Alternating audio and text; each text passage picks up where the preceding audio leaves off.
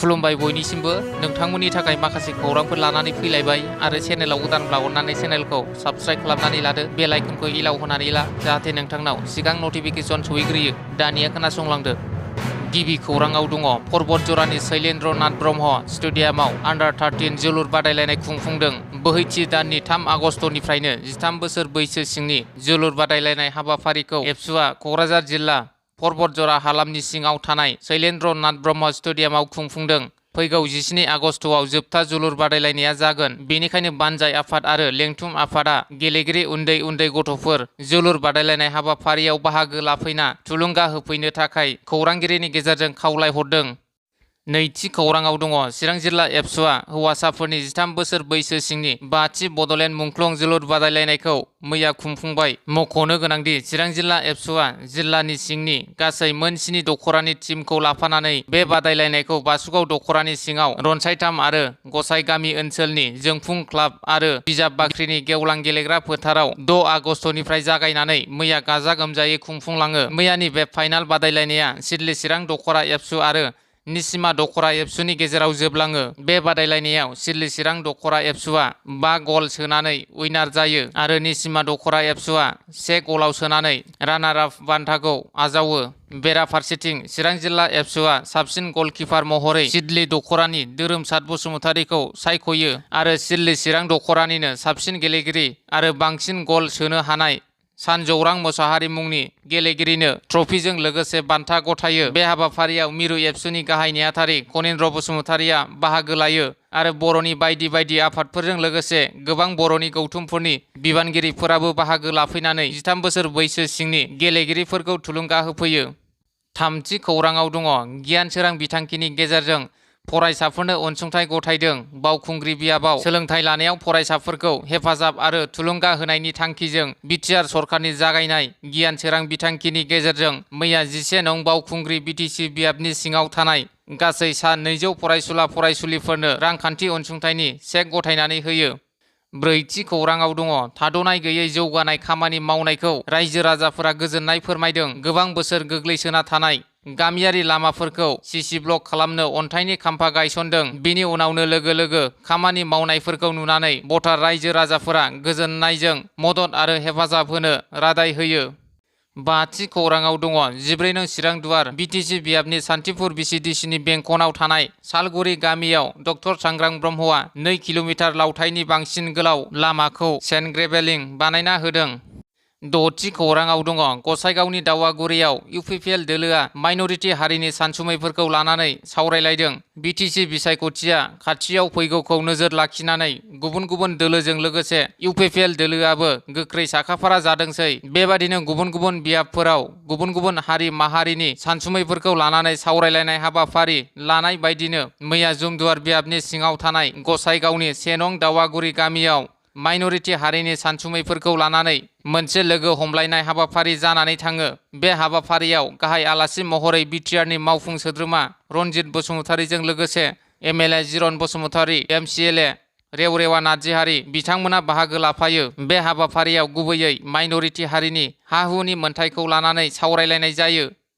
स्निथि खौराङाव दङ बेरगावआव बिपिएफनि बानजायनायाव मैया ब्लेसिं रेलि हाबाफारि बानजायदों। मैया बेरगाव जिल्ला बिपिएफनि बानजायनायाव मोनबा बियाबनि खैराबारि, मुदैबारि, कालिंदुवार, ननै सेरफां आरो बेरगाव बियाबनि रोजा बिपिएफ कर्मि हेफाजाबगिरिफोरा ज'यै बाहागो लायो। बेरगावनि बिष्णु राभा माल्टि कालचारेल कमप्लेक्सआव खुंनाय ब्लेसिं रेलि गेवलां जथुमायाव गाहाय आलासि महरै बाहागो लायो। बिपिएफनि आफादगिरि हाग्रामा महिलारिया मोनबा बिटिसि बियाबनि रोजा बिपिएफ मददगिरिफोरा बाहागो लाना फिन खनसे हाग्रामा सरकार लाबोनो जानजि खाफ्रानायखौ नुनो मोननाय जायो आरो बिटिसि बिसायख'थियाव बिपिएफ दोलोआ हारसिंनो बांसिन बिजाथि देरहासार जागोन होनना बे गोख्रों बाथ्राखौ बुंदों बिपिएफनि आफादगिरि हाग्रामा महिलारि बिथाङा। दाइनथि खौराङाव दङ इउपिपिएलनि लाइमोन दैदेनगिरि अशक गयारिया मैया क'क्राझार सहरनि साल्टाटला आरो शान्तिनगर 3 आरो 4 नं वार्डआव गासै सा 135 आइजोफोरनो गाननो थाखाय सारि राननानै होयो।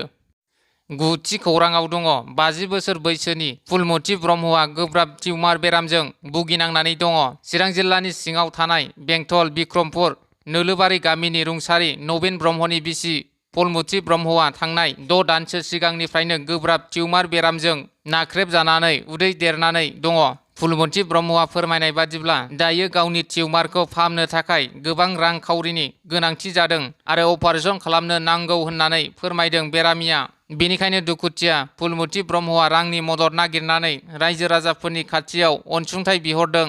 अनसुंथाइखौ account number 412246369990 IBC code SBIN 064040 आरो 9136322597 मबाइल नाम्बारनि गेजेरजोंबो गुगोल पे खालामनानै हरनो हागोन।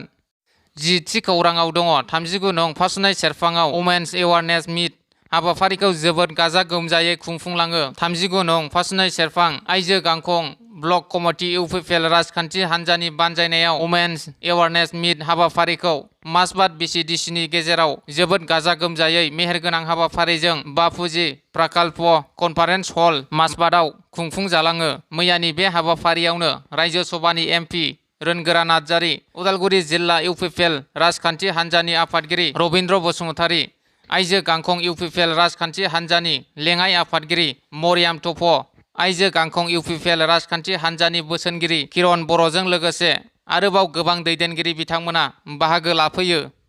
11 थि खौराङाव दङ बाक्सा जिल्लानि बागानपारायाव गियान सोरां बिथांखिनि गेजेरजों फरायसाफोरनो रांनि अनसुंथाइ चेक रानदों। बाक्सा जिल्लानि 25 नं बागानपारा बिटिसि बियाबाव बड'लेण्ड हायुङारि गावखुंथायनि बुंथिगिरि काथिराम बर'आ गियान सोरां बिथांखिनि गेजेरजों सा 200 फरायसाफोरनो 5,000 रांनि अनसुंथाइ चेक राननानै होदों आरो बुंथिगिरि काथिराम बर'आ खौरां बिजोंनि गेजेरजों बुंथियोदि बिटिआर हालामनि सोलोंथाइनि फारसे खामानि मावनायजों लोगोसेनो जोंनि फरायसा फरायसुलिफोरखौ थुलुंगाखां होनाय थांखिजों सरकार दाजेननाय समनिफ्रायनो बे बिथांखिखौ आजावदों। बिटिआर हालामनि मोनफ्रोमबो बियाबावनो बे बिथांखिनि गेजेरजों फरायसाफोरनो अनसुंथाइ होबोबाय आरो दासिमाव सा 50,000 फरायसा फरायसुलिफोरनो अनसुंथाइ चेकखौ होनाय जाबाय होननानै बिथाङा फोरमायथिबावो।